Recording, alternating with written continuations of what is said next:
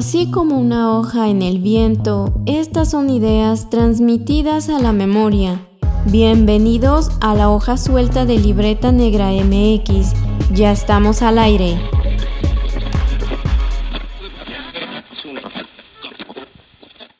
Bienvenidos a La Hoja Suelta, el podcast donde debrayamos un poco sobre cultura, historia y arqueología.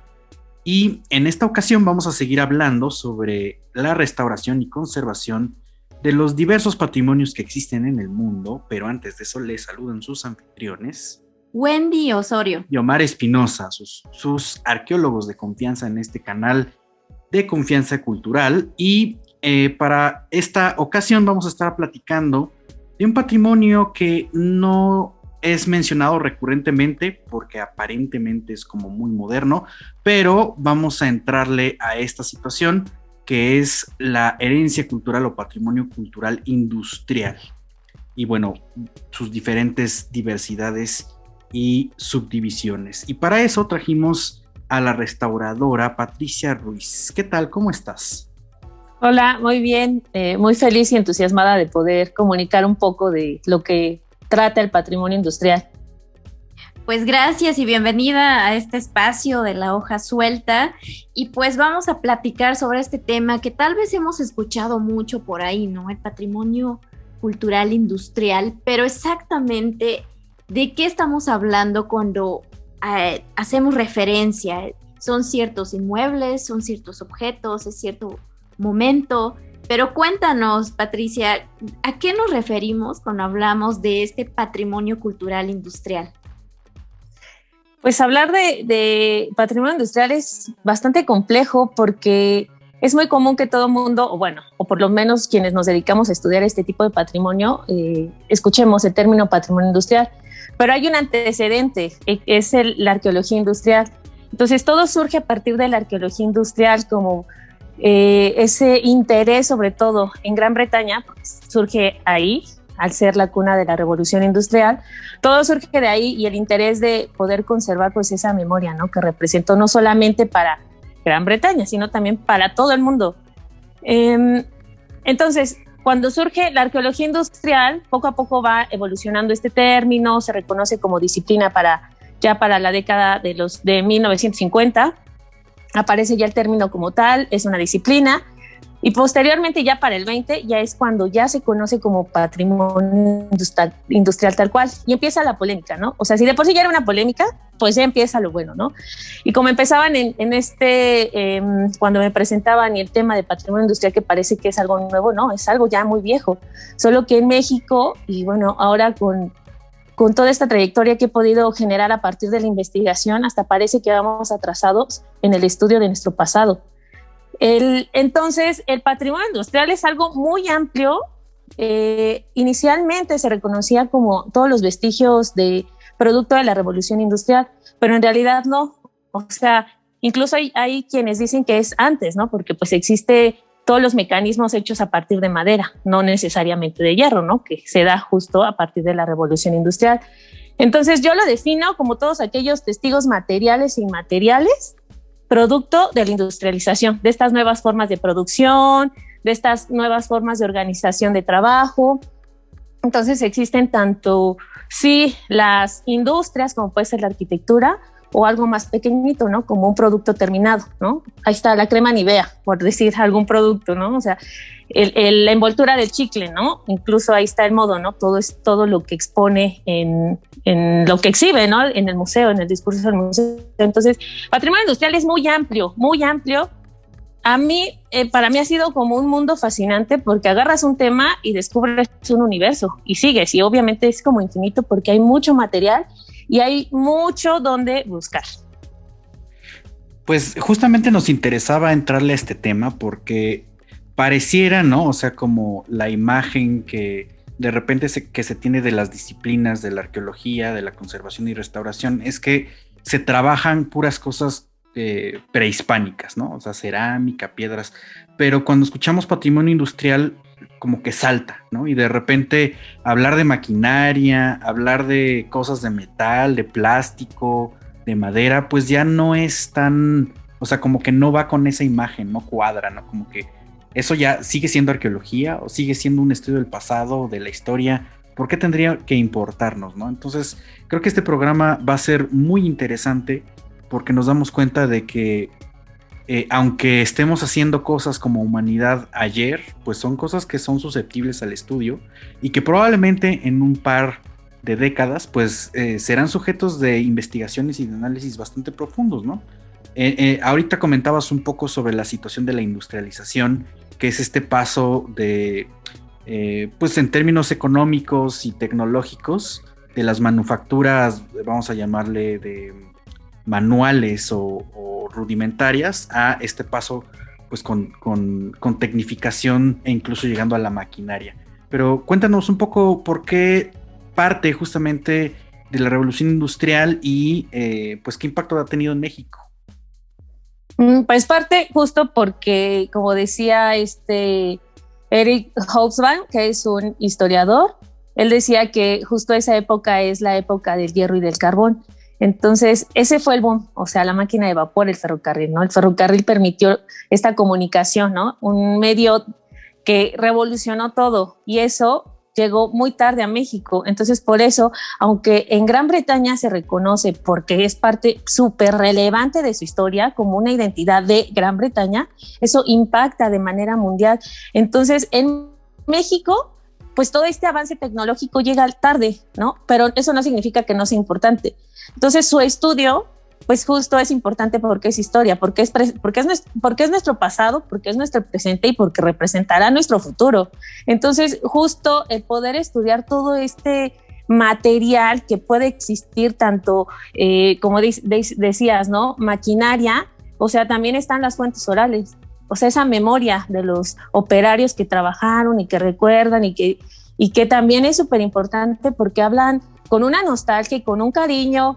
El caso de Fundidora Monterrey, ¿no? El silbato que representaba no solamente el inicio de la jornada laboral, sino también el cierre, ¿no? O sea, ya terminó la jornada y marcaba no solamente de manera interna, sino también en la ciudad. O sea, era muy importante. Entonces, no solamente es como el conservar la parte material, ¿no? O sea, sí es importante justo porque representa esto de la tecnología, el boom que se da en pleno siglo XVIII, XIX y cómo vamos avanzando en todo esto, ¿no? Cuando llega el ferrocarril en México, pues nosotros ya vamos atrasados, ¿no?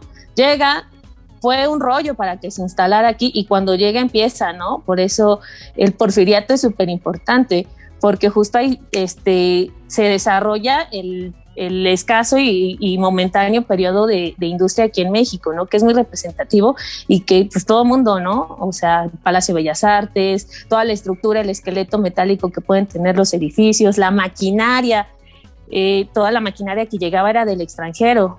Entonces, ese impacto de la revolución industrial pues llega a todo el mundo en mayor o menor medida y pues son como hilos muy, muy interesantes. Bueno, a mi parecer se vuelve interesante porque empiezas a descubrir, ¿no? Sí, ¿cómo llegó? ¿Por qué llegó? ¿Cómo se utilizó? ¿Quién lo utilizó? ¿Cuándo dejó de funcionar? ¿Cuándo empieza este momento de la obsolescencia de los objetos, ¿no? Y entonces, como ya es obsoleto, ya es chatarra, ¿no? Ya actualmente, o no actualmente, cuando se empezó a estudiar esto de patrimonio industrial en México, pues es chatarra, ¿no? Hay que venderlo al kilo, hay que desmantelar. Y sí, o sea, yo lo entiendo porque pues es redituable, ¿no? Para quien es dueño de esa fábrica o de esa maquinaria, ¿no? Pues lo vendes al kilo y compramos algo nuevo, ¿no? Entonces, pues no, pues es lo más natural, ¿no? Viejo y vamos por lo más avanzado, ¿no? Pero, por ejemplo, también está Casa de Moneda que tiene maquinaria que sigue funcionando. O sea, es sí del siglo pasado, pero sigue funcionando. Desafortunadamente, pues está cerrado el museo, pero la tecnología ahí está y es súper padrísimo poder recorrer ese museo porque es como meterte en un documento y vivir, ¿no? Vivirlo y así como te van narrando lo que pasó y aquí se fundió el metal y aquí no sé qué. Entonces es fascinante, pero justo se vuelve importante porque representa eso, el intercambio que existió y todo lo que venía del extranjero, porque México no produjo maquinaria. No, pues qué interesante y qué información muy valiosa mirarlo desde esta perspectiva, ¿no? Porque son, digamos, de algún modo testigos de todos estos procesos de cambio que impactaron también pues la organización social finalmente, ¿no? De la gente que se configuraba a organizar sus modos de trabajo en estos espacios, pero también pienso que fue un cambio mismo para el paisaje, ¿no? Entonces, sí, me imagino la entrada del ferrocarril y el cambio que configura en el paisaje mismo, ¿no? Entonces, eso también luego lo vemos en fotografías antiguas, bueno, de ese momento, y como que también nos transmite a estos momentos de cambio muy, pues muy fuertes, ¿no? En la sociedad, pero también pienso que en hablar en términos de patrimonio industrial, hay que aclarar que no debemos encasillarlo, ¿no? Porque también puede ser patrimonio arqueológico, puede ser patrimonio histórico, ¿no? Este mismo que se encasilla dentro del patrimonio industrial. Pero cuéntanos más, Patricia, en la forma en que se puede abordar y trabajar este tipo de patrimonio finalmente. Bueno, pero antes de esto, de lo que comentabas, más que encasillarlo, o sea, sí, concuerdo en esto que dices, ¿no? Que sí es arqueológico, sí, por supuesto, totalmente. Yo creo que ahí lo interesante en justo acotarlo a una tipología es que yo aquí, para mí, en esta área es súper evidente el trabajo interdisciplinar. Porque así la existencia de los arqueólogos, de los historiadores, de los arquitectos, cuando generas ese trabajo interdisciplinar puedes entender mucho mejor el espacio, el paisaje, la arquitectura, el vestigio, el pedazo de chatarra que quedó por ahí, o sea, se vuelve más interesante.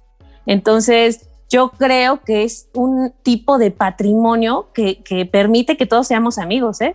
Y además es un tema en donde, por ejemplo, en congresos nos vamos ubicando, y en México ya muchos nos ubicamos porque pues estamos ahí, ¿no? O sea, hemos sido como muy persistentes en el tema, aunque como decían hace rato, ¿no? ¿Por qué encasillarnos en un patrimonio arqueológico o histórico, ¿no? En este sentido que nuestras instancias federales son lo que reconocen, ¿no? Pero pues también digo, como la otra parte de yo creo que la parte padre de tener una disciplina como restaurador, como arqueólogo, como historiador, es que puedes empezar a ver, a investigar lo que quieras y como quieras, ¿no? Porque incluso también existe la arqueología en la arquitectura, pero casi no la hacen, ¿no? Porque los arquitectos no hacen eso, ¿no? Pero no hay arqueólogos o por lo menos yo no he ubicado arqueólogos que se metan en esa área, y es como, oigan, aquí hacen falta, ¿no? Porque, pues sí, o sea, todos nos vamos complementando y pues se vuelve más rico, porque la problemática se vuelve más para discusión, y yo digo que esto, no, yo digo verde, tú dices blanco, no, pues yo digo que esto, ¿no? Y se vuelve más enriquecedor, y sobre todo nos permite construir más este documento que pues vamos investigando, ¿no? Que alguien lo hizo y pues hay que explorar a ver qué hay por ahí, ¿no? Pero es bastante interesante que justamente también hay esta imagen de que nosotros participamos o como es solamente un investigador, una investigadora, ¿no? Cuando en realidad como las disciplinas de manera moderna ya se practican en conjunto y se arman grandes equipos de trabajo y no solamente son de una área, sino son de varias.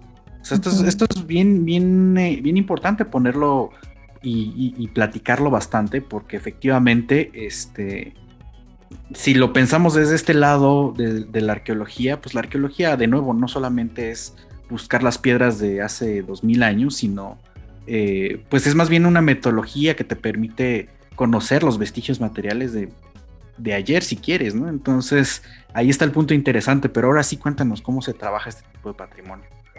Pues en México, es que no sé ni cómo definirlo, a ver, existen dos instancias que estudian esto, ¿no? Está el TICI y el comité. El comité mexicano, digamos que es, pues sí, aquí en México se creó para 1996 y ellos empezaron con catalogaciones de espacios industriales. Particularmente destacan los arquitectos. Entonces, ¿cómo estudiarlo? Básicamente se ha hecho a partir de catalogaciones, inventarios y el desarrollo de la historia del sitio. Más allá no se ha podido llegar. Mucho se ha dicho sobre vamos a hacer restauraciones, ¿no? No, espérate, no, o sea, casi es como impensable hacer restauraciones, porque creo que no hemos pasado esa línea de evaluar por qué invertir en la restauración, por ejemplo, de una maquinaria, ¿no?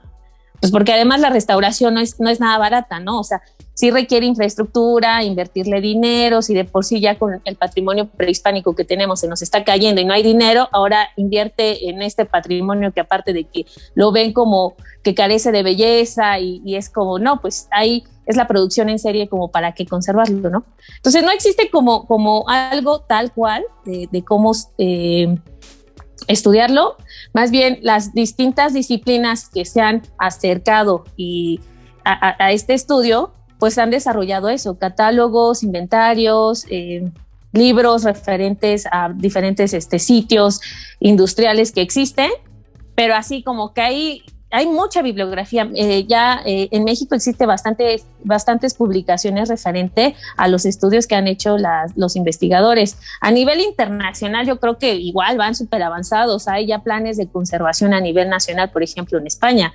En Gran Bretaña existen los museos y centros de investigación que específicamente para este tipo de patrimonio. Entonces, en México, la verdad, yo creo que aún falta mucho. O sea, seguimos en la parte de catalogaciones y de reconocimientos de los sitios, pero todavía falta muchísimo. Falta generar propuestas, por ejemplo, metodologías de aproximación desde la disciplina. Por ejemplo, es que yo sí soy súper partidaria de que la arqueología es fundamental, ¿no? Desafortunadamente sí, o sea, no es tan fácil integrarnos como disciplinas, pero es fundamental pero sí hace falta generar propuestas metodológicas para estudiar, ¿no? Para abordar este tipo de patrimonio, ¿no? Y así como que una pizquita, porque pues es un universo, ¿no? Desde mi área como restauradora, pues también, ¿no? El poder emitir propuestas de restauración, ¿no? Las típicas de la mínima intervención y el respeto a la pátina en patrimonio industrial es que está complicado, porque pensar en una pátina cuando necesitas restaurar una estructura metálica, piensa que una estructura metálica está en un espacio habitable y la gente transita y está ahí, ¿no? O sea, pensar así de no me toques esta viga, porque no puede ser, ¿no? Entonces yo creo que falta mucho trabajo para poder tener como métodos ya así establecidos, o por lo menos tener un inicio y poder ir avanzando, ¿no? Porque el conocimiento no es plano, el conocimiento se va transformando y justo se va enriqueciendo a partir de todos, ¿no? Así que lo que hay es documentación y catalogaciones de este tipo de patrimonio, principalmente por TICI y por el comité. También existen otras ya en los últimos años, ya se generaron otras pues no instituciones, como grupos de estudio. En Monterrey existe otro, en INA también se ha generado otro, y ya se va como haciendo la familia más grande, ¿no? Así de, sí, acá estudian en Monterrey esto, acá estudian esto. Entonces, métodos tal cual no hay, pero pues lo que llevamos es eso, catalogaciones. Ok, ahora que mencionas esto de catálogos e inventarios, nosotros teníamos o una gran duda, mejor dicho, sobre pues este tipo de clasificaciones. Es decir, cuando hablamos de patrimonio industrial y de catálogos, de inventarios, ¿qué es lo que se cataloga? ¿Qué es lo que se inventaría? ¿Qué es lo que se separa? O sea, ¿cuál sería la clasificación dentro de este patrimonio industrial que es grandísimo? Es que si es un universo, es como ¿cómo? Espérate, es que por un lado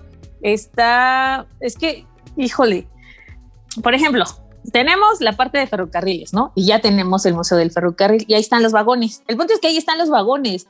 Justo no hay como una forma de así, lo voy a clasificar porque es súper mega importante, ¿no? Porque aquí se subió Porfirio Díaz. No hay, eso no existe. Nos falta justo investigar, hacer esa aproximación, quizás no tan profunda, pero sí el hecho de formar más especialistas. No sé, que tú te dediques a siglo XIX, tú si es 1890, yo a 1880 y así, ¿no? O sea, porque tampoco es todo un universo que no podemos especializarnos en todo, ¿no?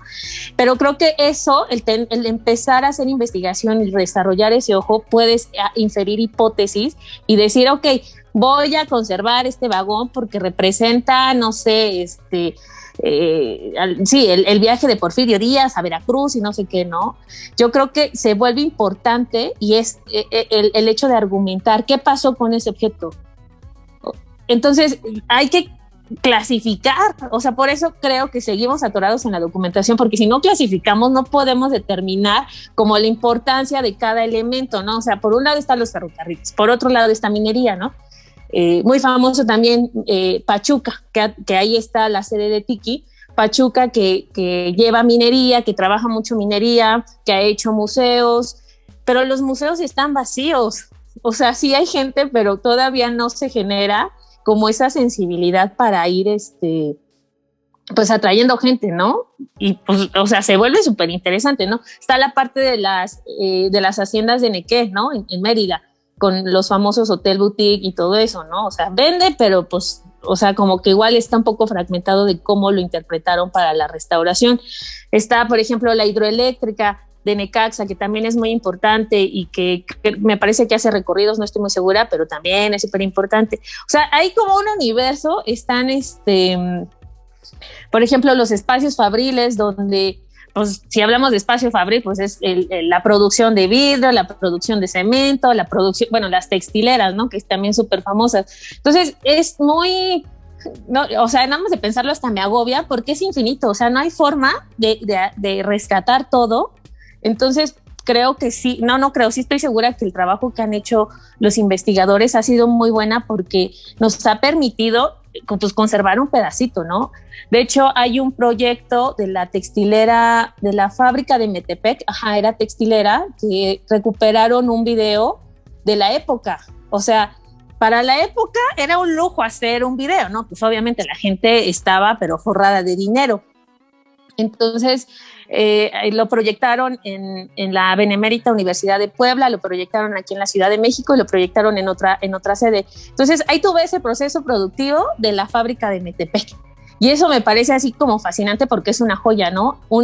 Una persona lo descubrió, lo encontró haciendo esta inspección in situ y lo rescató, lo restauraron, la UNAM lo restauró y lo empezaron a proyectar. Entonces es como infinito, o sea, no, o sea, y la clasificación que existe pues es muchísima, ¿no? También están los contextos agropecuarios, los paisajes.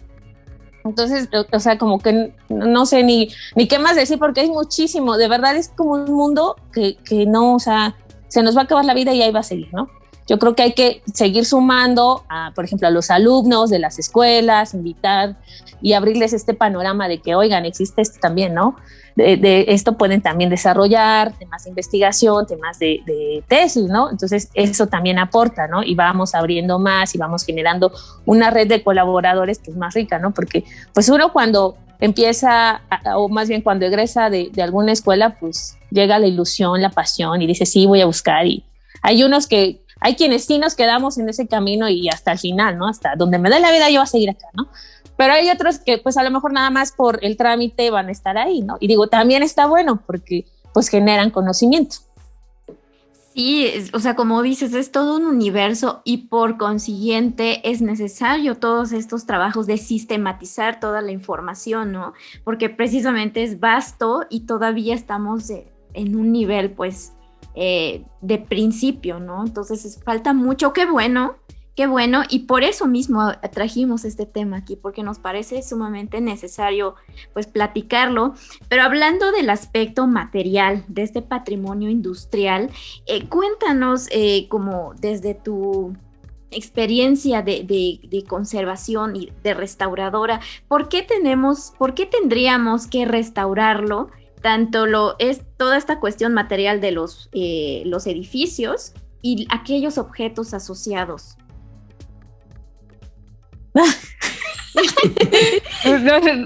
Híjole, o sea, sí, yo soy restauradora, pero la verdad es que soy más partidaria de la conservación. O sea, restaurar es muy caro y nuestro país no tiene tanto dinero, ¿no? Entonces sí es importante, ¿no? Por ejemplo, pienso en los archivos, ¿no? Que son de las industrias, ¿no? Es súper importante restaurar porque es un material muy vulnerable.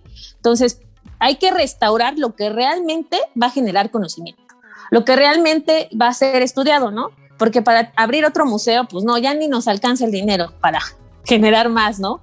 Entonces creo que hay que determinar o hay que decidir con base en argumentos, ¿no? Lo voy a restaurar porque a lo mejor este archivo es fundamental para la historia económica, ¿no? Para desarrollar historia económica, ¿no? La maquinaria, ¿no? O sea, ¿por qué restaurar máquina, no? Si todas son iguales, ¿no? Por ejemplo, en el caso de Casa de Moneda, había maquinaria que tenía la placa del lugar, de dónde venía esa máquina, del año y así, ¿no? Entonces, unas serán más importantes, quizás porque tienen esta información, otras pues no tanto, ¿no? Pero pues ahí estaban, ¿no? Tampoco es que las vayan a desmantelar, ¿no? Entonces creo que a partir de las características formales o tecnológicas o morfológicas hay que determinar por qué sí hay que restaurar, por qué hay que invertir dinero en eso, qué me va a dar, para qué va a servir, cuál es la finalidad. Porque así como restaurar, pues no. O sea, digo, para mí está padre porque sería trabajo, ¿no? Pero no es, para mí yo considero que no debemos más acercarnos a esta parte de conservar, de hacer registros, sí, para poder determinar en dónde vamos a invertir, ¿no? O sea, porque pues estaba pensando justamente en el mechón de Beethoven. En alguna clase alguien mencionaba el mechón de Beethoven, no, es que son los palos de Beethoven y no sé qué, es así como, ay, ¿cómo, no? O sea, ¿esto qué vale, no?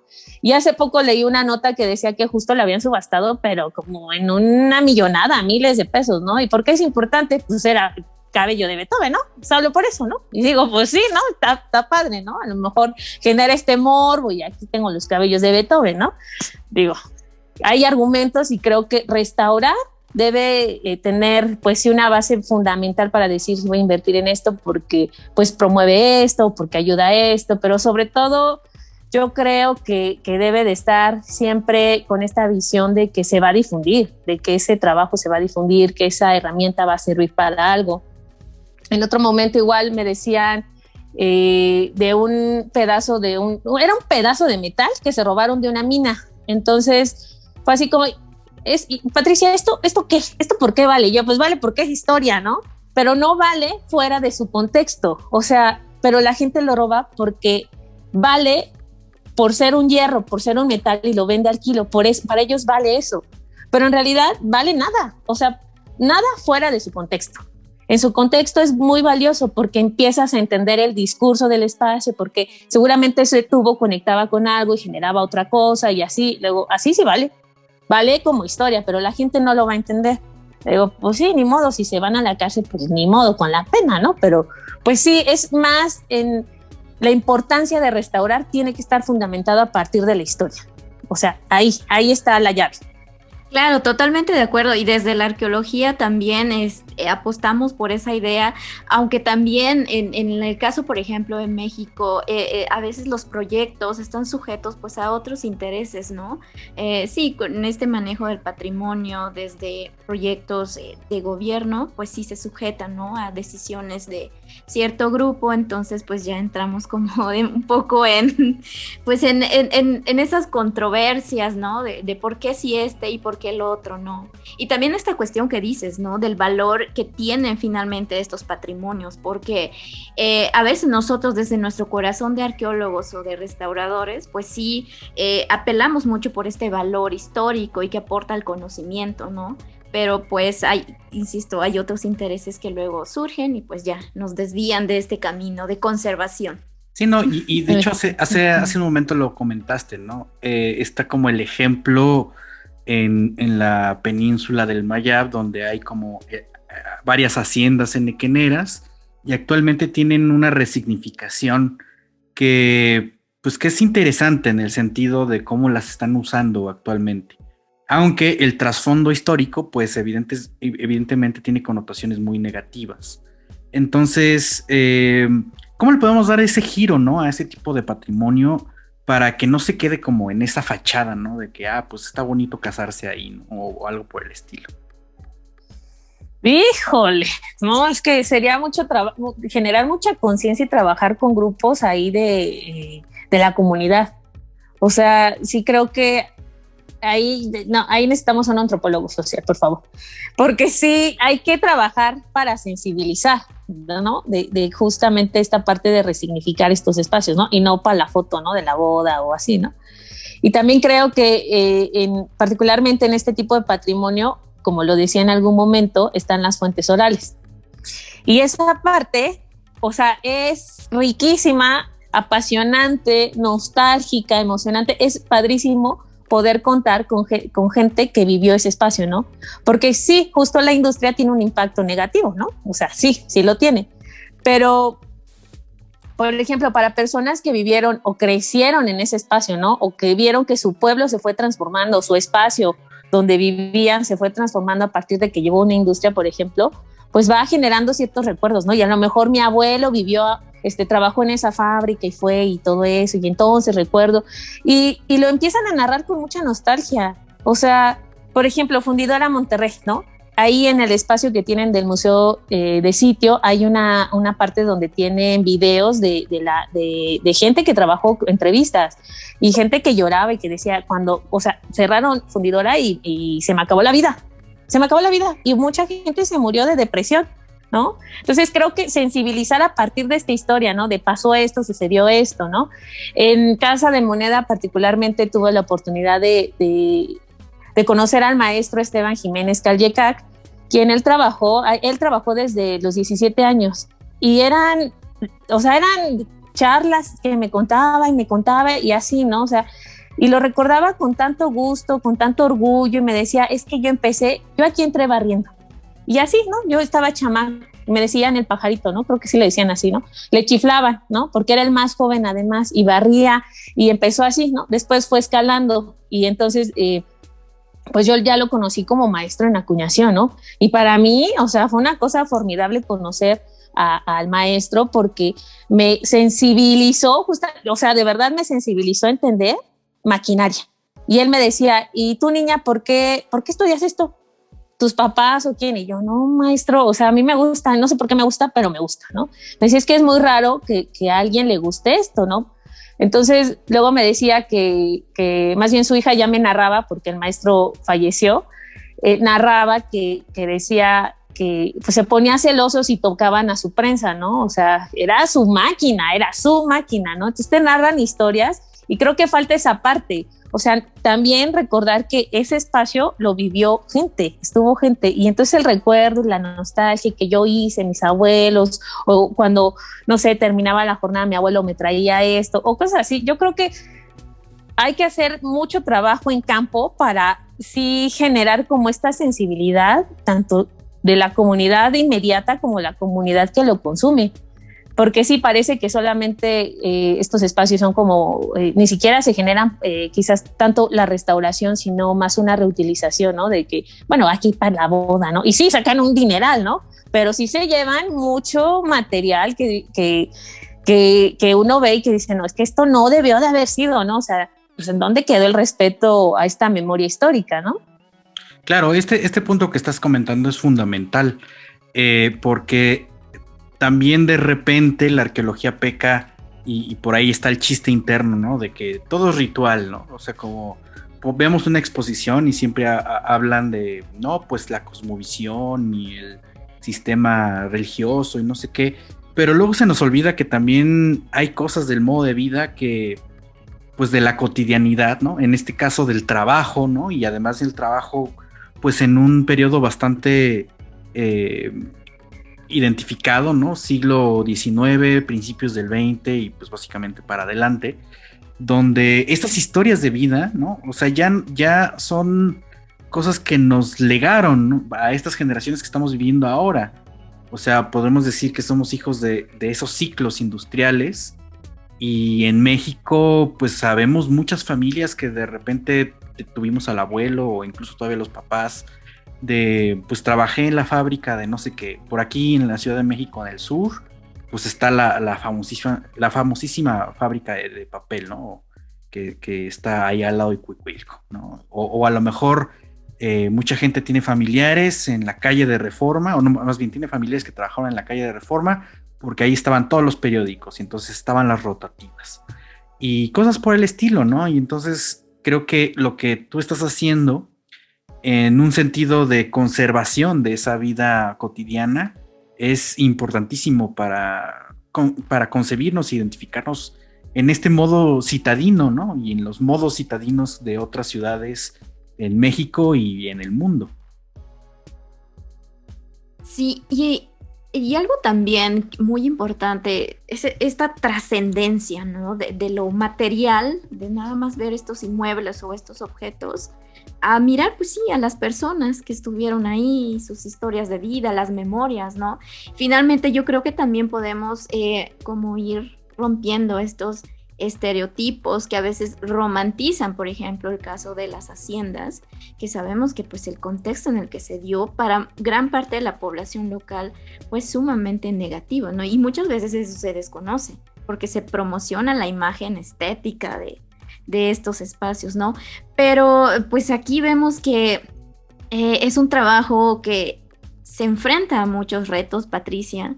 Entonces, ya llegamos casi a la recta final, pero queríamos preguntarte sobre qué es lo que tenemos que poner atención sobre estos patrimonios, qué aspectos no podemos pasar por alto, pues para finalmente seguir hablando, seguir conservando en la medida de lo posible este patrimonio industrial.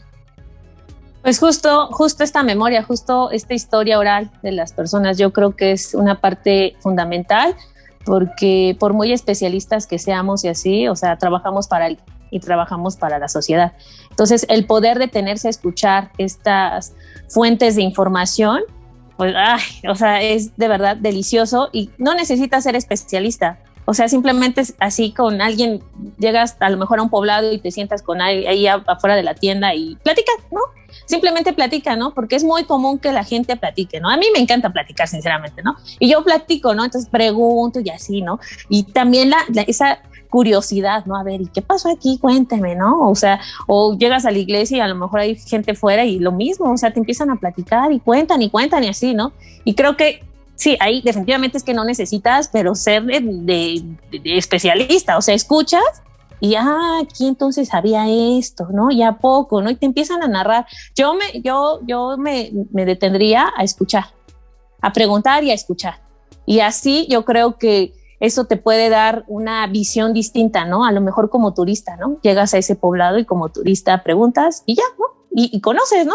Así como los típicos las típicas recomendaciones que te hacen, ¿no? Ay, sí, ¿dónde puedo comer? ¿No? Pues con la señora de allá y no sé qué, ¿no? Y ya esa señora te va a contar algo más, ¿no? Y es de, claro, ¿no? No, pues vaya a conocer tal lugar. Sí, claro. Entonces, escuchar. Las fuentes orales son fundamentales. Y eso, o sea, no cuesta, lo disfrutas dentro de tu paseo turístico, lo que tú quieras, a donde vayas a pasear y vas aprendiendo. Pero creo que sí, necesitamos detenernos a escuchar y a dialogar para poder aprender cosas, ¿no? Y estar dispuesto a aprender, además. Sí, claro, porque tenemos una fuente de información muy valiosa y sí son testigos directos, ¿no? O tal vez descendientes de quienes estuvieron en esos espacios. Y son esos puntos de vista, esas ideas, esas memorias que tenemos que rescatar. Efectivamente. Pues creo que justamente esta es una probadita de todo el patrimonio industrial. Como nos podemos dar cuenta, es muchísimo y ahí están trenes, fábricas, haciendas, pues básicamente todo donde se desarrolló una actividad de, vamos a llamarle desarrollo económico y pues también de intercambio, interacciones sociales que tienen que ver con los modos de vida y de trabajo. Pero para saber un poco más, ¿qué nos recomiendas o a dónde nos recomiendas acudir? ¿Qué buscamos? ¿A quién le preguntamos? ¿Dónde podemos encontrar más información? Pues nada más pongan en Google patrimonio industrial y les va a salir todo. Ahí lo que quieran buscar. Si quieren algo más especializado, pues están las bibliotecas. Por ejemplo, el área de antropológicas de la UNAM tiene algunas fuentes del Comité Mexicano. Ahí existe un poco de información.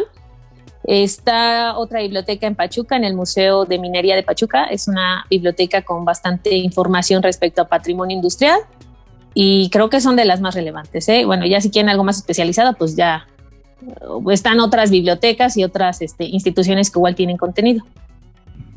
No, pues muchas gracias. Sí, seguramente va a haber mucha curiosidad porque, por ejemplo, nosotros sí hemos escuchado, ¿no? Del término y pues no tan claro como aquí nos veniste a contar, pero yo creo que es un tema sumamente muy interesante y que se va más allá de esta cuestión clásica de la arqueología o de la historia, por ejemplo, ¿no? Entonces, pues muchas gracias de verdad por compartirnos toda tu experiencia en este ratito, en este podcast de La Hoja Suelta. Y pues bueno, ya saben dónde, si están interesados, dónde pueden encontrar más información y pues ahí tal vez contribuir, ¿no?, a la conservación de este patrimonio tan interesante y tan valioso, por supuesto.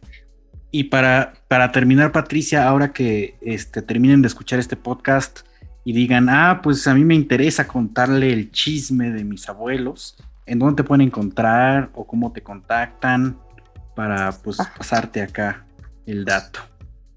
Ay, mis redes sociales, soy como poco tecnológica y aparezco como en Facebook, aparezco como Patricia Pac y es patricia.pat.1238 y en IG aparezco como Patricia Ruiz 1893. Digamos que la red social más formal o más seria es la de IG, donde estoy subiendo fotografías de sitios industriales o cosas que me llaman la atención y digo, ¡ay, esto está padrísimo! ¡Ay, que perdure en la nube! Y en lo demás también publico cosas respecto a congresos o seminarios o material de reuniones con temática industrial.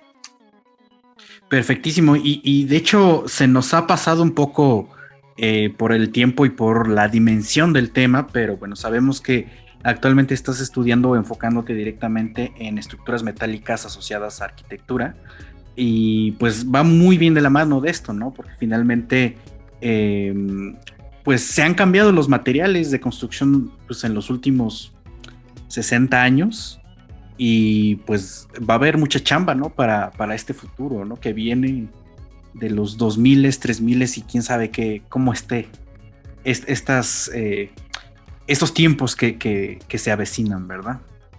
Sí, eso va para otro podcast, ¿no? Es igual, es que, o sea, patrimonio industrial es un universo y ahorita les di como una embarrada de decir esto y esto y aquello, ¿no? La verdad es que es muy amplio, ¿no?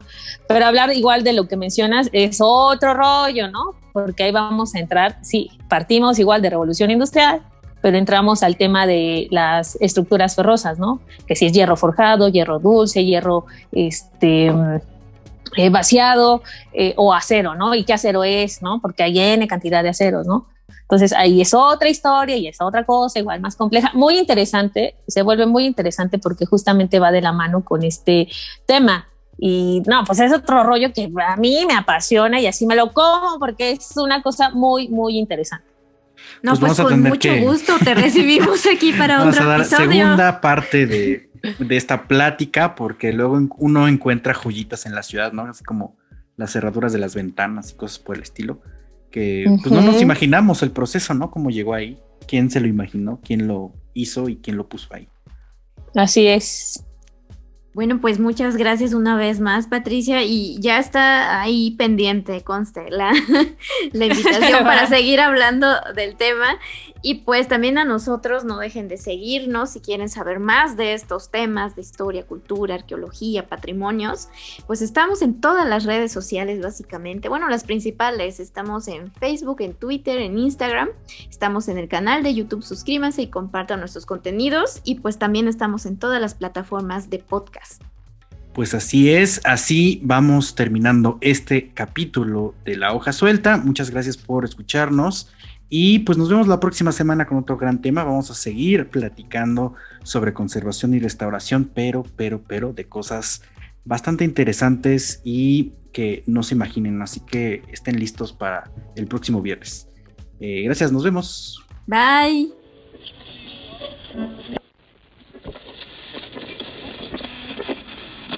Gracias por acompañarnos. Nos escuchamos la próxima transmisión. Y en caso de que no nos veamos, buenos días, buenas tardes y buenas noches. Cultivamos memorias al aire.